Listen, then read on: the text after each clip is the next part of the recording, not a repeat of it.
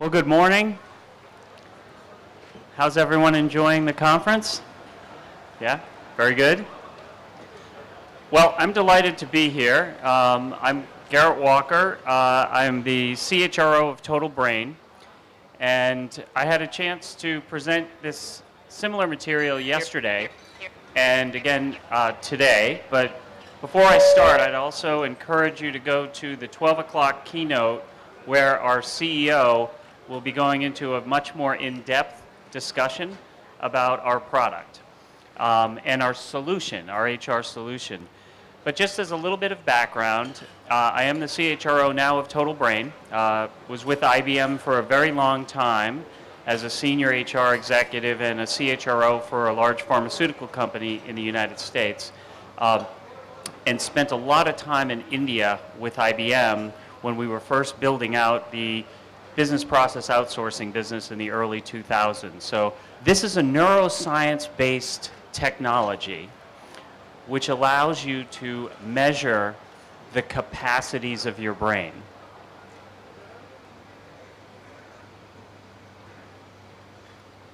So what I would ask you to do is imagine if you could increase focus and engagement, improve your employee performance, increase your productivity, reduce your stress and improve your well-being, and drive performance through measuring and optimizing your brain capacities.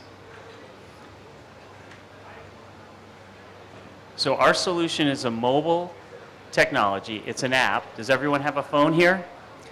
Then all of you can go to our booth and immediately download our app and try out what I'm about to describe to you. And I would love to hear your feedback and your thoughts on how you actually look at this and feel it could potentially improve your performance, your engagement, reduce your stress, and improve your well-being. So over to the right or over to the left, this is a screenshot of our app. What we do is we measure the 4 major brain capacities and then the 3 subcapacities beneath each. And as I mentioned, this is neuroscience, so this is very objective. When you do the assessment, you're actually going to get very objective results, very individual results for each one of you and how your brain operates. This is an example of what those assessment results would look like. Each one is different for each one of you as you go through and do this. And it measures emotion, your feeling, your cognition, and your self-control. And once those results are delivered to you individually, the app will then generate a training program based on your results that you can determine where you want to focus to improve in your emotion, your social, your cognitive, or your self-resilience or your self-control. Now over here, this is around emotion. So if you look to the far left, we have a number of games, puzzles, and some questions that are neuroscience based, so they're standard. We didn't create them ourselves. We actually adopted them and converted them to mobile technology. But each one of these will allow you to assess how you connect. So this is an example of how you connect. It takes 20 minutes to do the assessment. This example here is a picture. And what this app in this particular assessment asks you to do is to look at this picture and then make a statement, your own personal statement. Is that person neutral? Are they angry? Are they happy?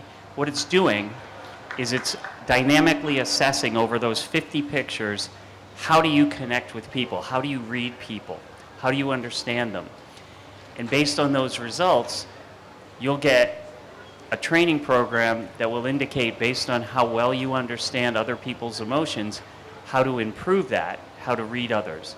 The same thing for social connectivity. How well do you connect with people? On cognition, much more around memory, strategic planning, right?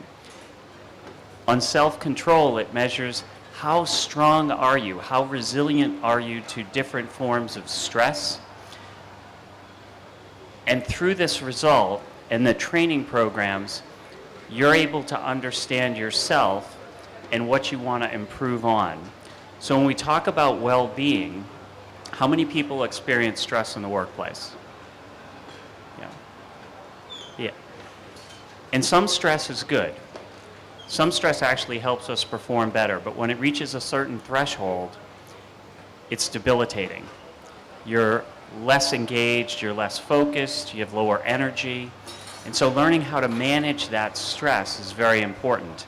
And through this app, you'll actually get a result that tells you how high a stress level you're experiencing when you go through the assessment. And then there are 29 training, if you will, applets within here, each one along the 4 major categories, which will train you on how to manage stress, for example, or how to build your own self-resilience. Now, in your workplace, would you say that you have not just stress, but perhaps long hours? Maybe managers who put a lot of pressure on you to get results? Yep. Certainly that's been my experience. And so when you think about self-resilience, for example, what that does is that actually helps you learn how to manage a stressful work environment, because it's very easy to say we're going to change the work environment and therefore you're going to not have any stress or you're not going to have any pressure, but that's very unrealistic. So training your own self-resilience allows you to operate within the existing work environment that you have to improve your ability to manage through those really stressful times. Over to the right, this is a report that companies get when their employees use this app. And what this does is doesn't provide individual data, it provides an aggregate result of where the workforce is with regard to the 4 brain capacities, the 3 subcapacities, and also what the stress level is within the organization, what the resilience level is within the organization.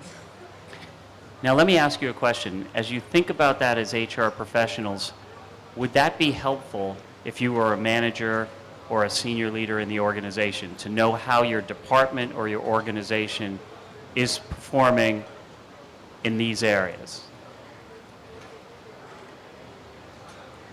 What would you do with that?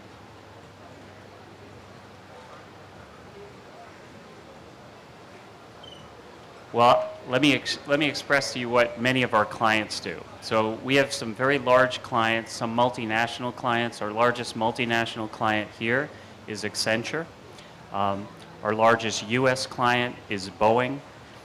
And both of those organizations use this to better understand how their workforce is operating in terms of performance, where they need to be trained more. So they can look in aggregate and see that perhaps client-facing consultants are scoring low on social connectivity, and therefore they recognize that they need to focus more on that type of training so that client-facing consultants can connect more easily with their clients.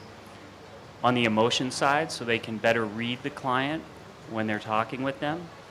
And internally, if they're scoring low on social connectivity within their own internal departments, they focus on how do we make that better through building up connectivity with your colleagues. How do you interact? How do you communicate? How do you work? So the whole idea of this whole solution is how do we better work together in order to perform for the company, as well as how do we build up our own personal skills. And then the really, really cool thing about this app, what got me very interested in it, is because it's very individual, you can choose where you want to improve. So the app will develop a dynamic training program based on your results, but you may say, I actually think I'd like to focus over here.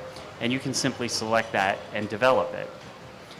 Now, in the case of learning and development, oftentimes in a large company, like some of the companies I've mentioned, they look at this result and then they can look at where their employees are choosing to train. And oftentimes, where their employees are choosing to train versus where they're making their investments in learning are very different. And so that really informs them that employees themselves are choosing to develop and learn in areas that perhaps their programs are not aligned. So this gives them additional insight as to how potentially to align their investments more targeted to employees where they want to learn and where they need to learn. Does that make sense? Any questions? Yes.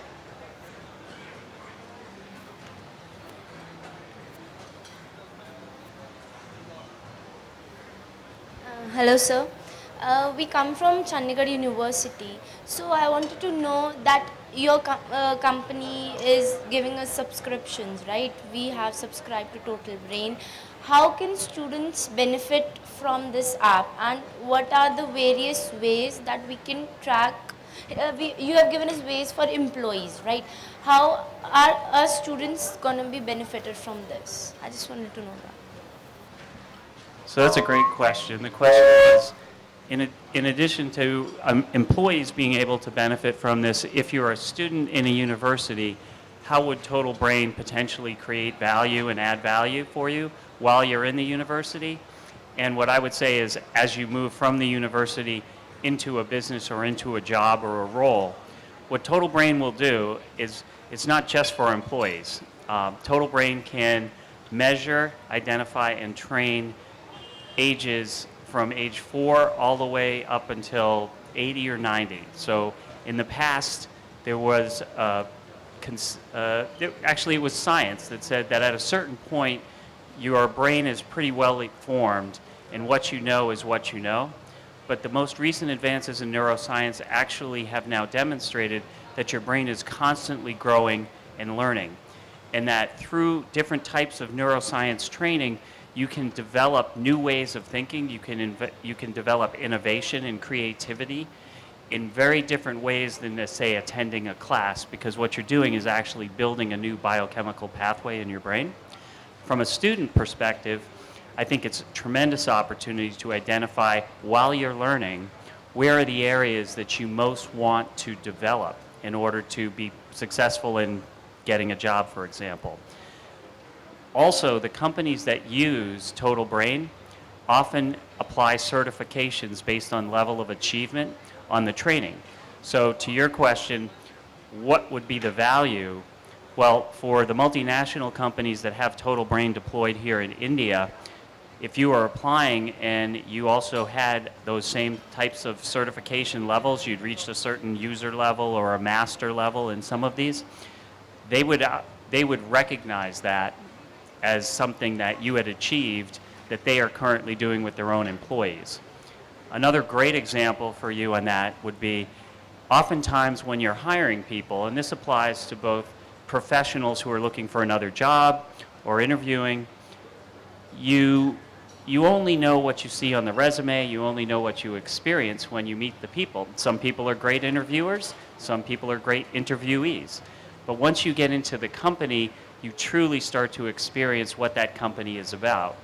And if you have a very high self-resilience, an ability to adapt and be flexible and change in the environment, when you're applying for a job and you're able to demonstrate that you've actually built up that capacity, as a hiring manager, you're actually saying, I'm less of a risk because I have a very high level of adaptability into an organization. And we all know it's stressful to join a new organization, the onboarding process, etc.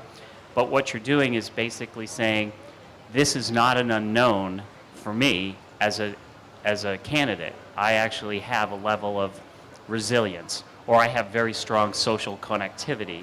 And therefore, if I'm thinking about that as a manager, I'm trying to get to that through probably questions about your experience, who you've worked with in the past, references.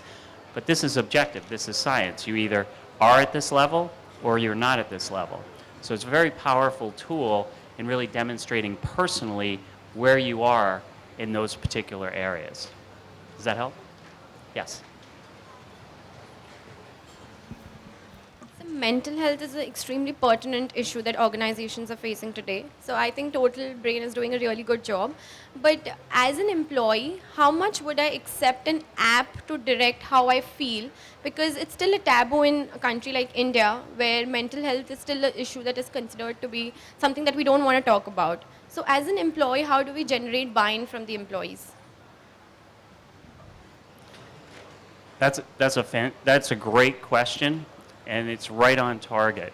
So the question was, let me repeat it to be sure I got it. So how do we rely on an app, not just to tell us how we feel, because this app doesn't tell you how you feel, it simply assesses what you're feeling at the time you take it. And mental health is still a very, very sensitive subject, not just in India, but around the world. What this app does, because it's personal, is the only person who will see your results around stress, anxiety, depression is you. So no one else is going to see that. However, the company will get an aggregate view of their workforce that the stress level is here or it's here. And that's important so that managers and leaders of the company understand what's going on. If your stress level is very, very high overall in the organization, that's something that a CEO and a leadership team should really be thoughtful about, because that's really driving performance down. It's creating risk. With regard to individual, how you're feeling, that's very personal. And when you see what your results are, you may say, hey, this is great. My stress level is low, so I'm feeling good about that. But my resilience level is also low. So although I don't have any stress, I'm at risk if a lot of pressure comes on me because I'm not very strong at dealing with that. So that's something you'd want to build up. The challenge I think most organizations have now is actually addressing your point, which is, what are we doing about the stress level in the organization? Now, what this app does is this trains individuals on how to master stress. We are very closely aligned with the Art of Living. I think most of you are familiar with that. Our CEO is a student of Sri Sri Ravi Shankar. You will hear about that if you go to his 12 o'clock session. He had a life-changing event with Sri Sri about 8 years ago, which was part of why he went to Australia and bought this company and brought it and turned it into mobile technology. But this is a very important issue that I think over time will become something that's more easily talked about in corporations, but it's not today. And this won't change it, but it will raise awareness, which is really the first step in addressing issues. Yeah. Any other questions? Well, I see that I've got 3 minutes left, so I'd be happy to answer any more questions. I've covered what I wanted to here. There's more information. There's some case studies here, which I think probably go into too much detail. But what I would tell you is this is very powerful at the individual level, and it's very powerful at the organizational level. Driving peak performance is something all companies want to do. And what this solution does is it introduces a new dimension of understanding the workforce, understanding the brain, the human operating system, that really hasn't been available in HR metrics before. And having been an IBMer for a very long time, I measured a lot of things.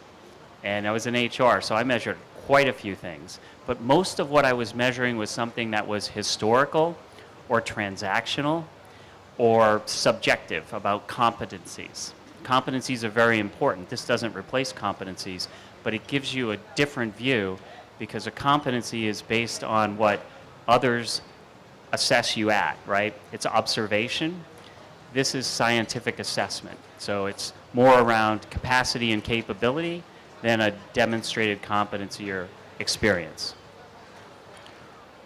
If there are any more questions, I'll answer them now. Otherwise, I'll conclude. All right, well, thank you very much, and hopefully I'll see you guys at the 12 o'clock keynote session.